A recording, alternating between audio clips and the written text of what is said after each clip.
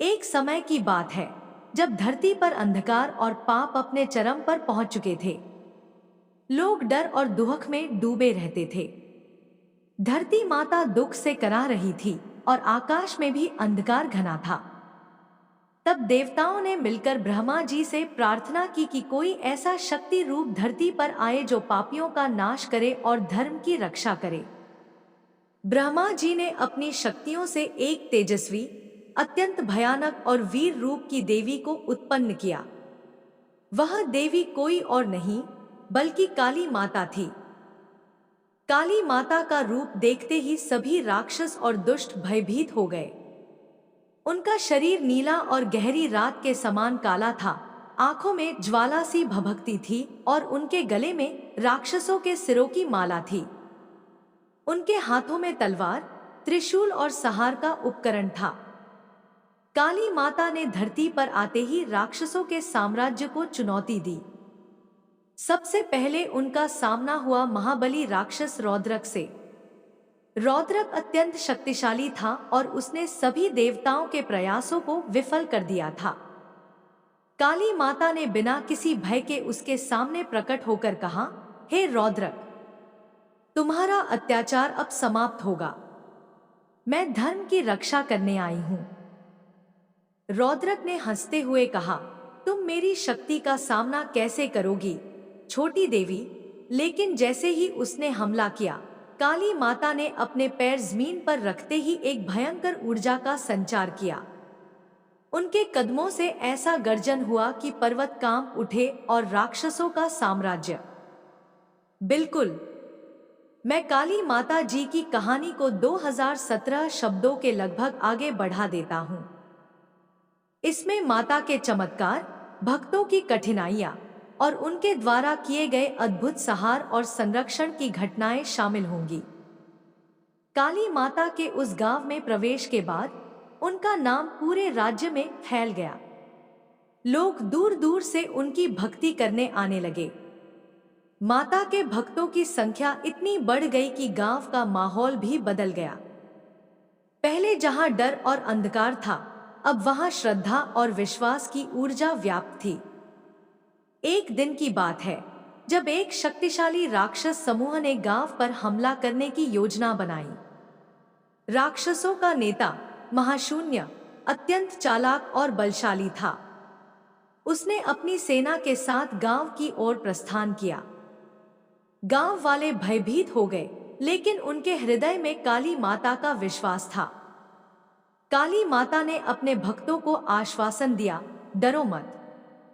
जब मैं आपके साथ हूं, कोई भी शक्ति आपको हानि नहीं पहुंचा सकती। अपनी भक्ति और साहस बनाए रखो। माता ने अपने हाथों में त्रिशूल और तलवार उठाई। उनके कदम जमीन पर पड़ते ही प्राचीन काल में जब धरती पर अधर्म का अंधकार फैलने लगा था, जब राक्षसों और दुष्ट शक्तियों का आतंक इतना बढ़ गया था कि साधु, संत और भक्तजन भय से कांप उठते थे, तब स्वर्ग लोक में भी हलचल मच गई। देवताओं ने महसूस किया कि अब अकेले उनके लिए इन दुष्ट शक्तियों को परास्त करना असंभव है। तभी सभी देवता एकत्र होकर भगवान विष्णु और भगवान शिव के पास पहुंचे और अपनी व्यथा सुनाई। हे प्रभु, महिषासुर नामक असुर ने पूरे तीनों लोकों पर अधिकार कर लिया है। उसके अत्याचार से कोई भी प्राणी सुख से नहीं जी पा रहा है। वह किसी भी देव, मानव या असुर से पराजित नहीं हो सकता, क्योंकि उसके वरदान में यही शर्त है कि केवल एक स्त्री ही उसका अंत कर सकती है। भगवान शिव और भगवान विष्णु ने एक दूसरे की ओर देखा और मुस्कुराए। उन्होंने कहा, तो अब समय आ गया है कि परम शक्ति स्वयं प्रकट होकर इस अधर्म का अंत करे। यहीं से काली माता के अवतरण की अद्भुत लीला आरंभ हुई। सभी देवताओं की तेज आभाओं से, उनके क्रोध और ऊर्जा से एक दिव्य तेज प्रकट हुआ। यह तेज मिलकर एक विराट रूप लेने लगा। उसके 10 भुजाएं थीं। हर भुजा में अलग अलग अस्त्र शस्त्र थे और उसका मुख प्रचंड था। उसके नेत्र अग्नि की तरह चमकते थे और उसकी जिह्वा रक्त के रंग में दीप्तमान थी। उसके गले में नरमुंडों की माला थी और शरीर पर व्याघ्र की खाल थी। यह थी महाकाली। जैसे ही महाकाली ने प्रकट होकर सिंहवाहन पर आरूढ़ हुई, पूरी पृथ्वी और आकाश में गर्जन की आवाज गूंजने लगी। उनकी गर्जना सुनकर राक्षस भय से कांप उठे और देवताओं के हृदय में नवजीवन का संचार हुआ। काली माता महिषासुर के नगर की ओर बढ़ी। मार्ग में उन्हें चंड और मुंड नामक 2 राक्षस मिले, जिन्होंने उनका मार्ग रोकने का प्रयास किया। परंतु महाकाली ने अपने त्रिशूल और तलवार से पल भर में दोनों का संहार कर दिया। तभी आकाश से आवाज आई, हे महाकाली, आप चामुंडा नाम से भी पूजित होंगी, क्योंकि आपने चंड और मुंड का वध किया है। महिषासुर का अंतिम युद्ध भयंकर था। उसने अपने रूप बदल बदल कर माता को भ्रमित करने की कोशिश की। कभी वह हाथी बन गया, कभी सिंह, कभी भैंसा, परंतु काली माता की दृष्टि अगाध थी। अंततः जब वह विशाल भैंसे के रूप में आया तो माता ने उसके सींग पकड़े, उसे भूमि पर गिराया और अपने त्रिशूल से उसका अंत कर दिया। इस प्रकार अधर्म का नाश हुआ और धर्म की पुनर्स्थापना हुई। लेकिन काली माता की कथाएं यहीं समाप्त नहीं होती। कहा जाता है कि एक बार रक्तबीज नामक असुर ने भी तीनों लोकों में आतंक मचा दिया। उसका वरदान था कि उसके रक्त की एक एक बूंद से एक नया राक्षस पैदा हो जाता था।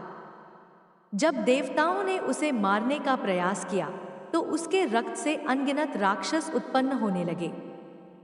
तब महाकाली ने भयानक रूप धारण किया, उनकी जिह्वा बाहर निकल आई और उन्होंने युद्ध में राक्षसों का रक्त पीना शुरू किया ताकि एक भी बूंद धरती पर न गिरे। इसी प्रकार रक्तबीज का अंत हुआ।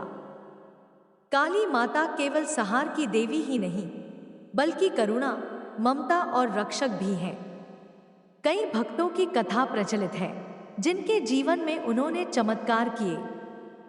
एक बार बंगाल के एक छोटे से गांव में एक गरीब स्त्री अपने बीमार पुत्र के लिए रो रही थी।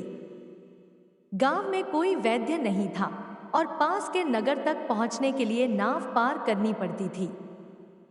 वह स्त्री अपने बेटे को गोद में लेकर रोती हुई काली माता के मंदिर पहुंची और पुकारने लगी, माँ, मेरे बच्चे को बचा लो, तुम्हारे सिवा मेरा कोई नहीं है।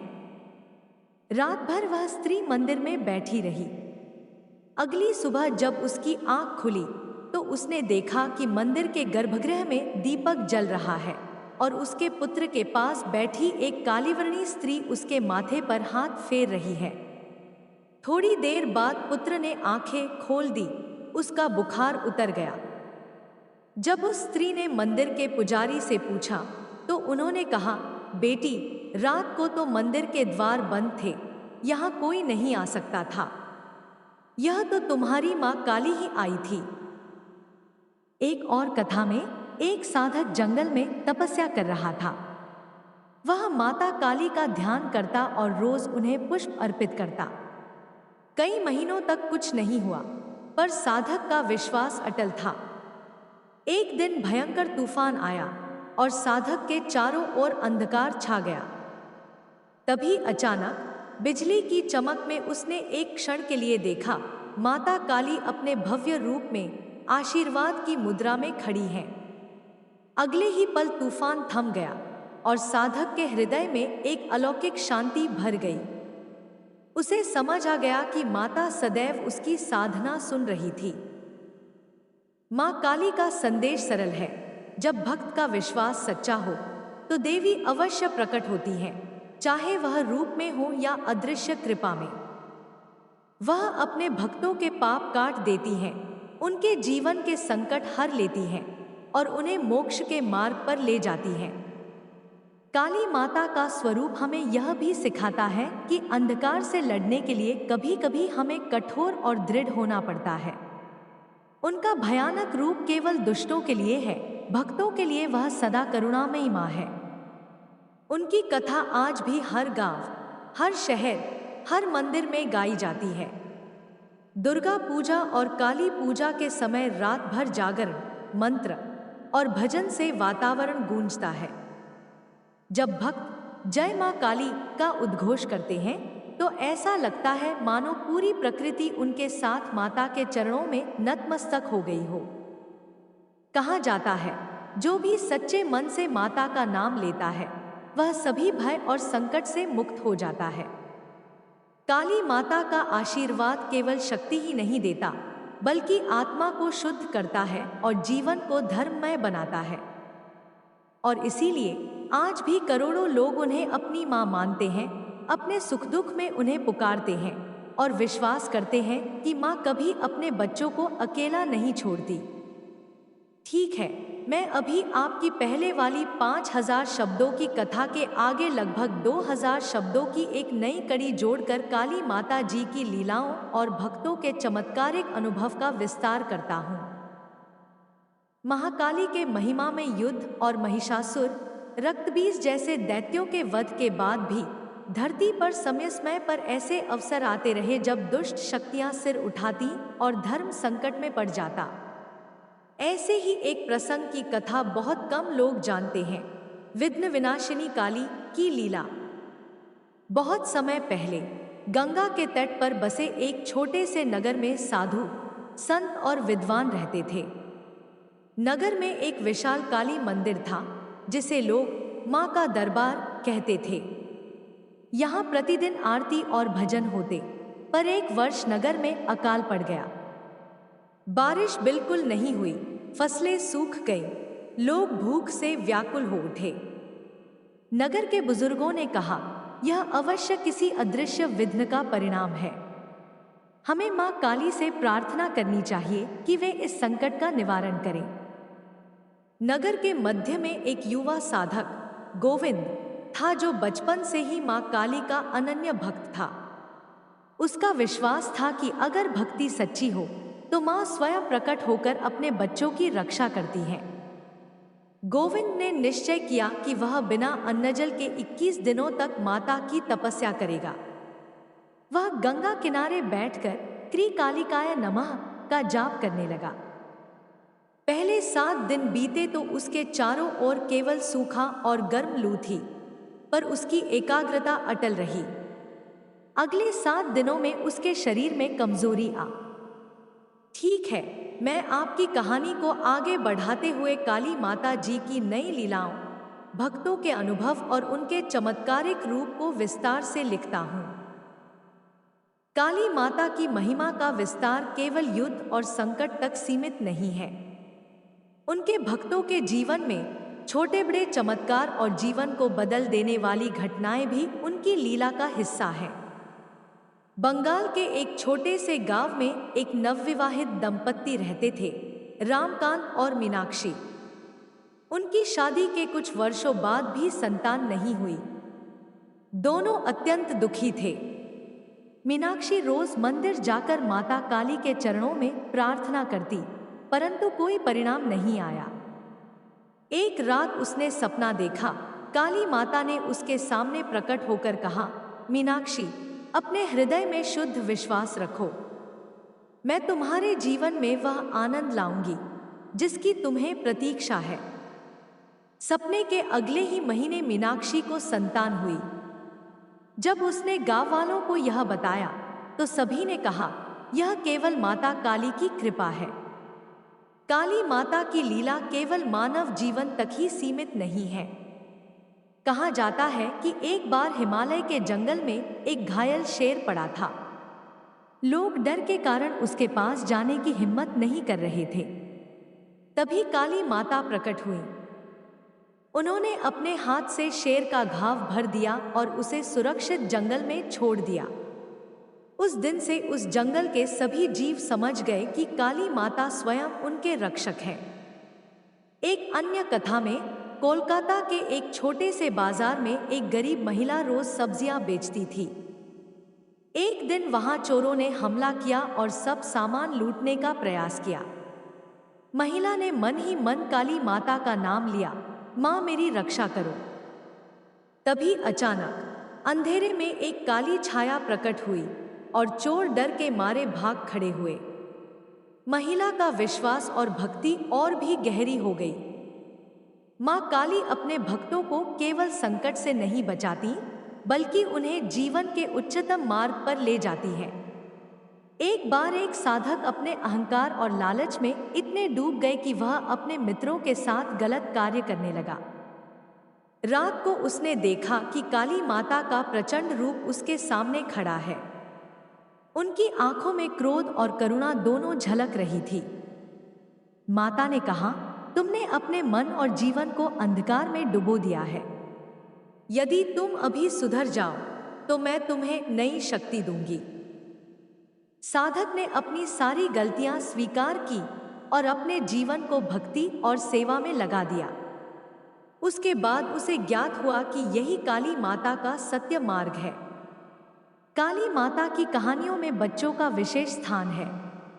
कहा जाता है कि उनके भक्तों के बच्चे हमेशा उनके संरक्षण में होते हैं।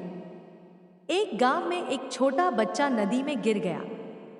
माता काली ने अपने तेजस्वी हाथ से उसे पकड़ लिया और सुरक्षित किनारे पर छोड़ दिया। उस बच्चा की मां ने कहा, हमारी काली माता ने हमें बचाया। काली माता की पूजा केवल मंदिरों में ही नहीं होती, बल्कि उनके भक्तों के हृदय में उनकी सच्ची भक्ति रहती है।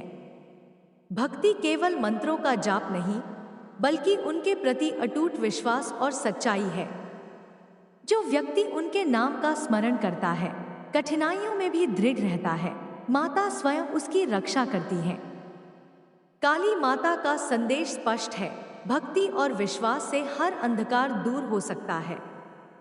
चाहे जीवन में कितनी भी बाधाएं आए, यदि भक्त निश्चय और शुद्ध हृदय के साथ माता का नाम ले, तो माता स्वयं उसकी रक्षा करती है। कहा जाता है, जो भी रात के अंधकार में मां काली का ध्यान करता है, उसके मन से भय और अज्ञान का अंधकार दूर हो जाता है। उनकी ऊर्जा से जीवन में उजाला और शक्ति आती है। यही कारण है कि मां काली की पूजा का महत्व समय के साथ बढ़ता गया।